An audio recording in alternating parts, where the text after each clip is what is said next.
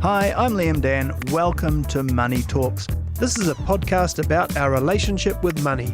We're not going to tell you how to get rich, and we're not going to try and pick the next interest rate move. In this series, I'll be talking to some interesting New Zealanders about how money has shaped their lives and what they've learned about it through the years. For today's podcast, I'm joined by broadcaster Stacey Morrison. She's the co-host of Flava Breakfast show and the host of the podcast Up to Speed with Te Reo Māori. Well, a warm welcome to you, Stacey. Kia ora, welcome to Money Talks. Kia ora, thank you for having me. I'm not as salubrious as some of your guests you've had. No. It's like the whole thing really is to just get some different perspectives on money, and we've had a few artists and performers, and it can be quite an interesting and challenging career path to take, I think. Yes, true. That's a good point. But look, before we get to that, can I jump back and ask you, from the start, what your first memories of money and holding cash in your hand might be? Yeah, that's funny because I remember 20-cent coins and how they balance perfectly on the top of a milk bottle. Oh, yeah, yep. And so, you'd put your milk bottle out with the money, and I just remember it fitting right on the top of that glass bottle, and I found that really satisfying. And so we'd walk down the end of the drive, which I thought was quite long, but of course it wasn't in reality. Then I do remember as well, you could trade milk bottles for money. Are you old enough to remember I think that? so. Yeah, yep.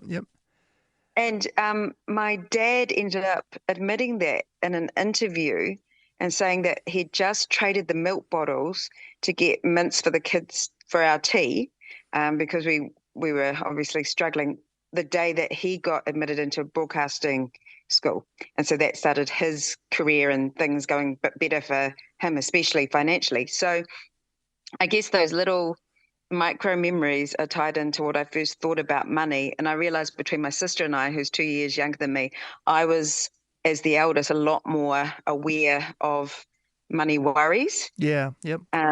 Which I thought was interesting. Probably impacts our personalities, our money personalities right till now, actually. So that's interesting. And to put a bit of context around that, can you tell us, you're talking about growing up where and when roughly? Because obviously your father, James, works for News Talk and well-known and quite very successful. So you're old enough to remember, prior to sort of having that success.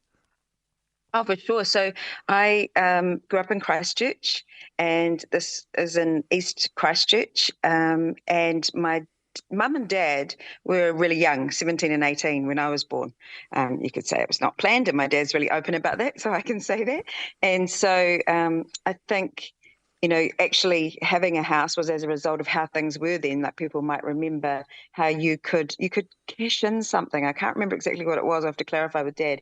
You could cash in something to help you get into your first home. Yep. So anyway, eventually, after living with my grandparents when I was a little baby, I remember that we did that. So I would be, my parents broke up when I was 8. So this is all pre that age, and that's about when he got into broadcasting. And at that point, there was only me and my little sister, who's 2 years younger than me. And then after they broke up, both my parents, remarried and all those kind of things. So I guess, we were young family living in Christchurch, had to move around a bit because of Dad's job in Timaru and Blenheim. But as I say, as the eldest child to teenage parents, it seems that I used to think about money, and then Mum being a single parent for quite a lot of our growing up. A lot more than my sister did. I talked to my sister about it, and she's like, "No, I didn't even really notice." Whereas I was a worrisome kind of child, going, "Oh no, is everything going to be okay in terms of money?" Do you think that's affected your attitude to money longer term? Definitely. Yeah. I've had to work on getting out of a kind of poverty mindset, actually, and thinking about, I guess, what my perceptions are about money and about people who have money. So I've worked on that. I remember one moment I was talking to a Māori woman who owns a business, and she talked to me. She said, my goal is to build intergenerational wealth. And it just blew my little mind at the time. I thought, what? Yeah. What do you mean? Like, how is that?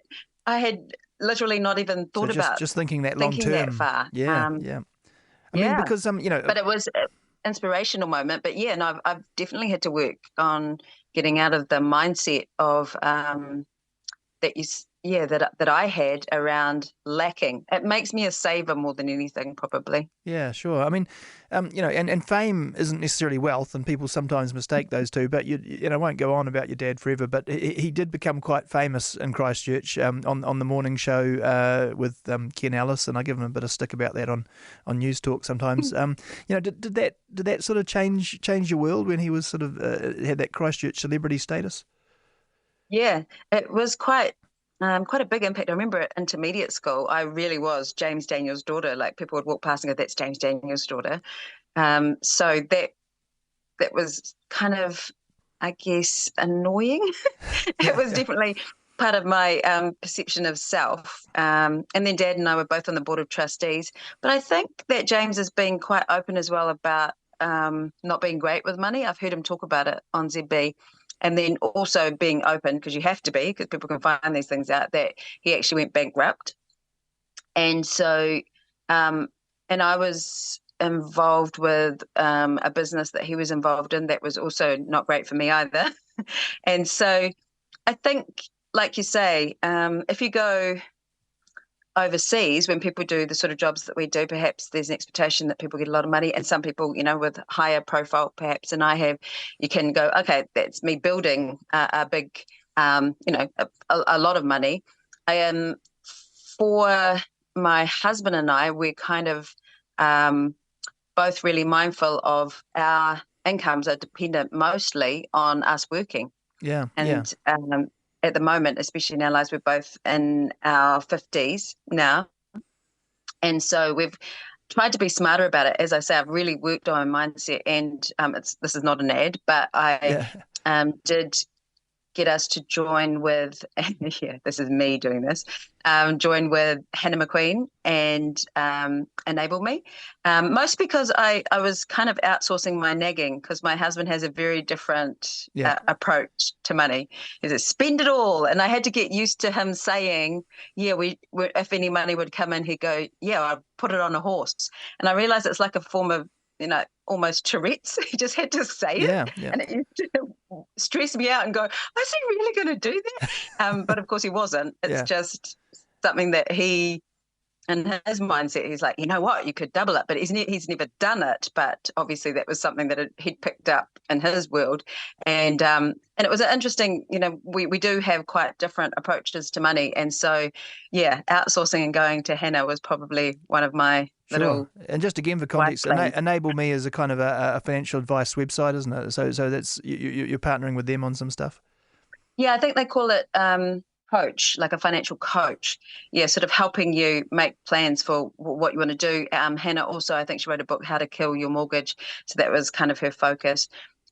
Yeah, so that was what appealed to me, is to go, okay, if you've got different financial personalities, then what is a way to approach it so that you're not, you're both thinking about that a little bit more, and also that it's not a source of tension. I'll jump back a bit again, just to talk a little bit about career path and money, and I guess was money and making money a factor in the decisions you made around school subjects or postgraduate training? Obviously, you've ended up in broadcasting, and there must have been a bit of maybe even something in the water. There's a few Christchurch broadcasters around, including my kid brother and Guy Nespiner, Jack Tame. Definitely. I started in broadcasting when I was at school at Aranui High School in Christchurch. So I had a part-time job after school on What Now. And so that was my first job ever, and a really great job for high school. And then I went to Japan as an exchange student. And interestingly, my dad said Japan would be good for your career, even though I actually wanted to go to France. So I put in Japan, and at that time, everyone was like, Japanese is the career subject. This will help you with your career. And so I put in Japan, and I got Japan. Other people really wanted Japan and didn't get it and left the program. But for me, I think I've done one thing with Japanese as a skill that's helped my career, but otherwise it really just helped me understand that I wanted to learn my ancestral language of Te Reo Māori. Yep. And so Te Reo Māori was definitely not something that people at that time said, oh, that'll be good for your career. the opposite, in fact. Yeah. So that, to answer your question about if I was driven by it, I was very much always like, I now see that some people had help from their parents, but I just never had an expectation that I should or would need that. Just a real Matamu is the name for the eldest child and eldest, grandchild, all of that. So I just never thought about needing my parents to help me. So it was my first car, first flat, everything like that. I expected to do it by myself. Yeah, just really independent. I always did I enrolled in the University of Canterbury, and then I thought, but if I get a job, then that would be better for me financially. I wouldn't get into debt. And so I tried to get a job, and I did get a job, and that's when I had to move to Dunedin to work for Taylor Made Productions. Oh, okay, so is that Ian Taylor and those guys? Or? Yeah. Yeah. Oh, cool. Yeah. And look, just again, on the what now and the presenting, was sort of arts and drama and things, was that part of getting picked for that show? Oh, definitely. It was directly because of our drama club at Aranui High School, which was run by Mr. Chambers, David Chambers at the time, who then became a bit of an icon in Christchurch for drama. Also, Miriam Kamo was in the same class as me.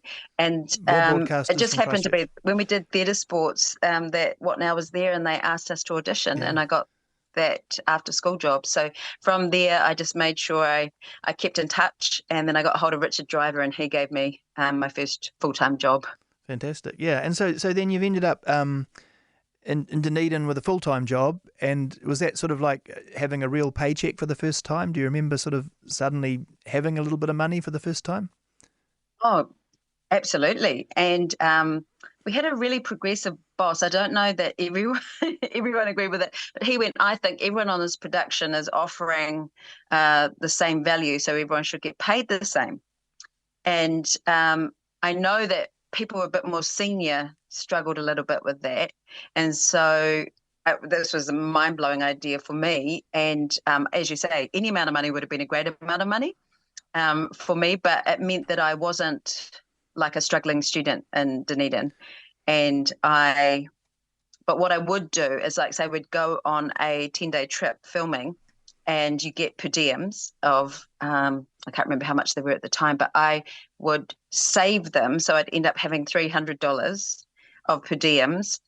So maybe they were $30 a day, and I'd eat soup, and I'd buy really cheap things for meals, or, buy something from the supermarket just to save my per diems and use them to go back to Christchurch. Yeah, well, I was going to ask, I mean, what's the poorest you've ever been as a regular question? Was that sort of that time, or? Yeah, probably. But, it's interesting. I was thinking about the choices I made when the kids came along, and the sort of car that I bought. I never went high range for the baby stuff or high range for the car, anything, because I'd never been on a benefit or anything. And so to not work for 3 months and get paid parental leave, I realized was it was a strange feeling for me. I mean, my husband, had it covered, but I really noticed that. So, yeah, I wasn't poor, but I felt it. And as I say, then when because I was working 3 jobs in my 20s, I saved a lot of money,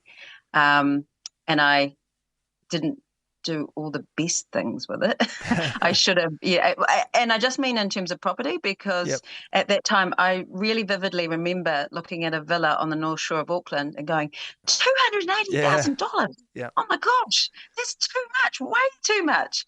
I think I Whereas remember. if I had, with my 3 jobs and all my saving, done that instead of going into a business idea, then that would have been good. But it's okay. Yeah, it's okay. I mean, it's lesson learned. Yeah, that's right. You learn the lessons, and you enjoy the time. I mean, was there something you'd remember as the most indulgent purchase through those years?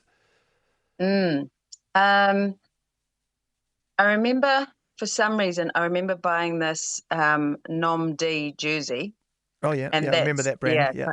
Yeah, that's quality. I mean, they did last for 10 years, but then I accidentally set fire to it because I wore it while we were shooting something with we had to show fire, and so we were lighting fire all through the day, and the vapors obviously got caught in my Nom D jersey.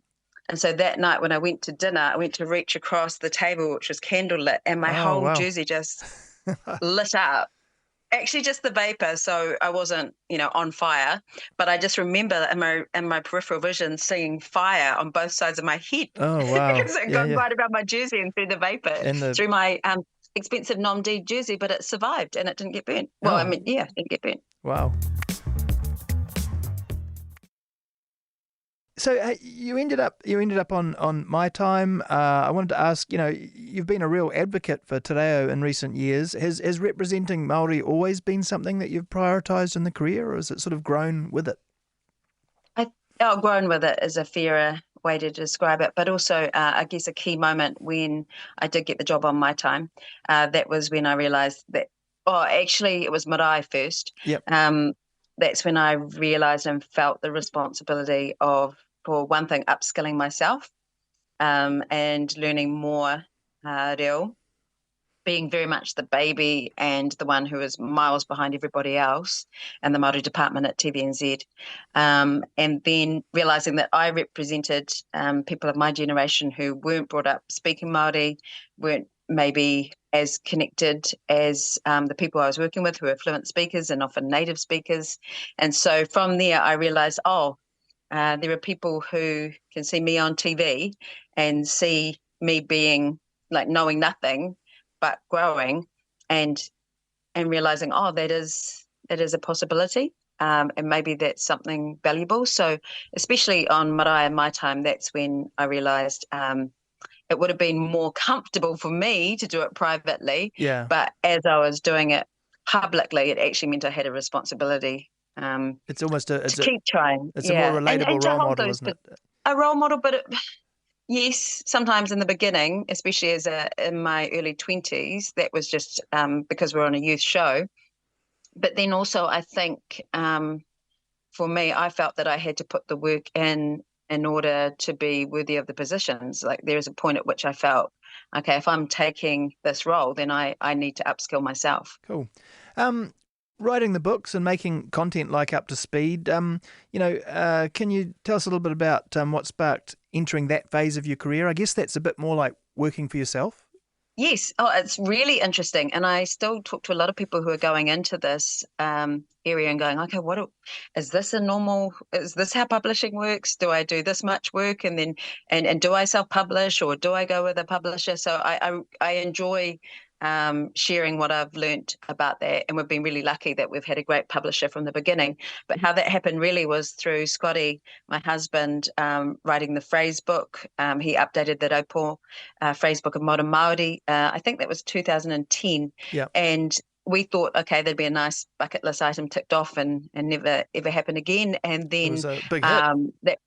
that went well. And Māori Made Easy, his way of learning 30 minutes a day for 30 weeks, that went really well. And the wānanga picked it up and all those things are key. And then I think because we wrote Māori at Home together about our a really sort of up and go phrase book really to use when trying to use the reo at home. From there, I started writing my own as well. But I guess I got into writing columns and as well. I mean, I always enjoyed writing the most, I guess, at school, and that was always, my best subject. Sure. I want to mention flavour, and one of the questions there for me anyway is how do you find the early morning starts? Is that a killer? Because I've bounced around a little bit. I started early, then went, afternoons back. I haven't. I feel like I haven't really cracked it. I've been back since beginning of last year, and I just play sleep chicken with myself, as if I don't need to. Like, you don't need to sleep. You do need to sleep, and but I can operate on a lot less sleep. And I work with a Zura and she's 26, and I said to her, she goes, "I'm so tired," and I said, "To be honest, I think you are more tired in your 20s," and so therefore I've just got used to having three beautiful children who I adore, who are terrible sleepers.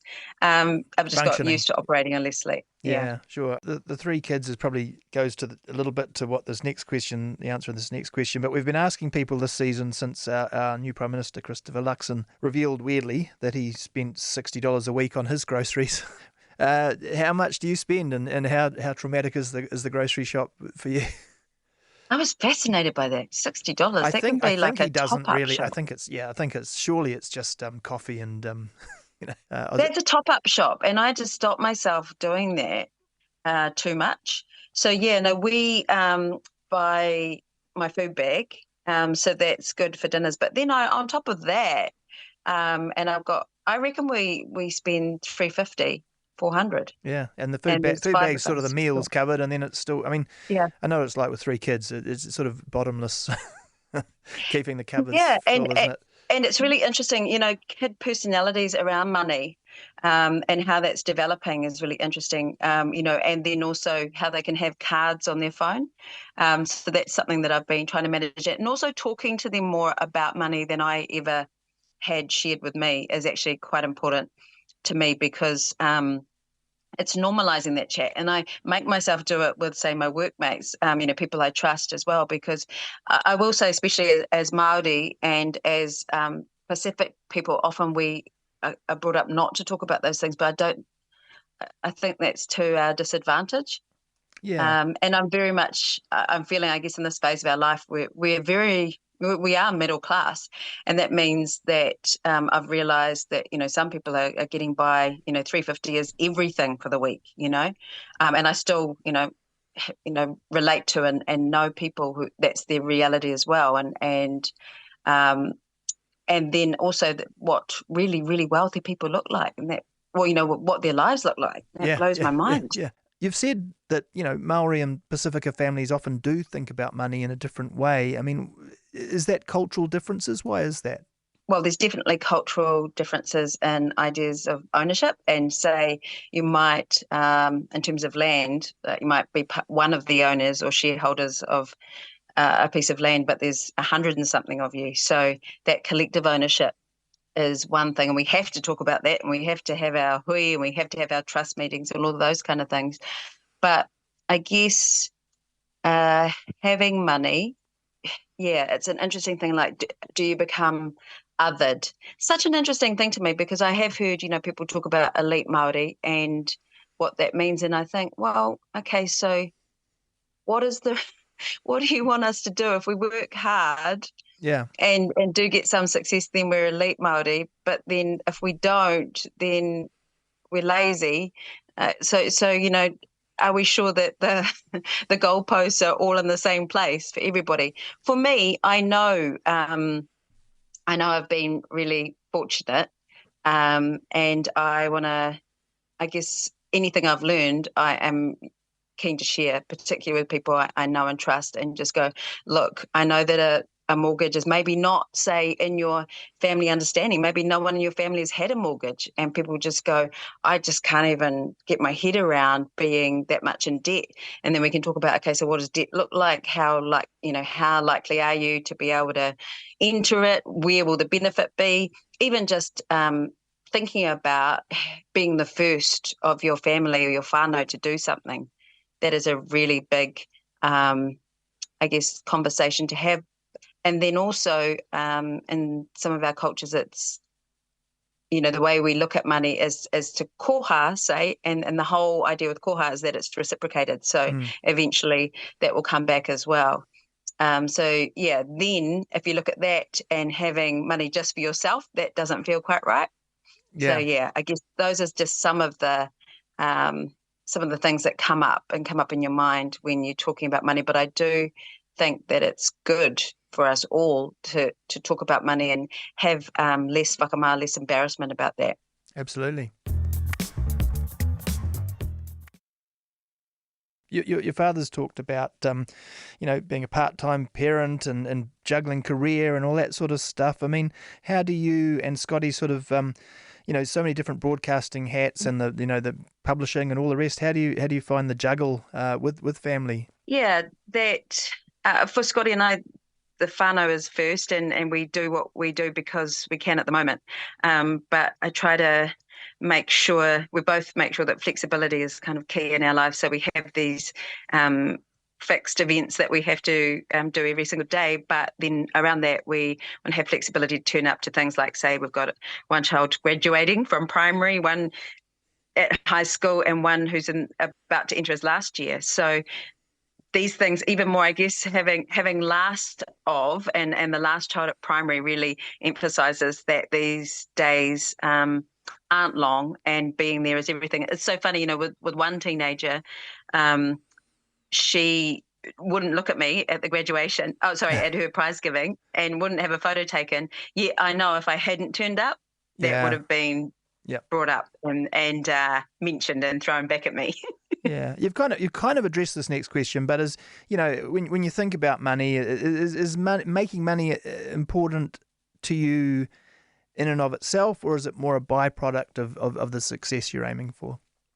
Yeah, I guess purpose, and also purpose is important, and also the health of our whānau, and that's not just our immediate whānau, but also contributing something, being of some help and service.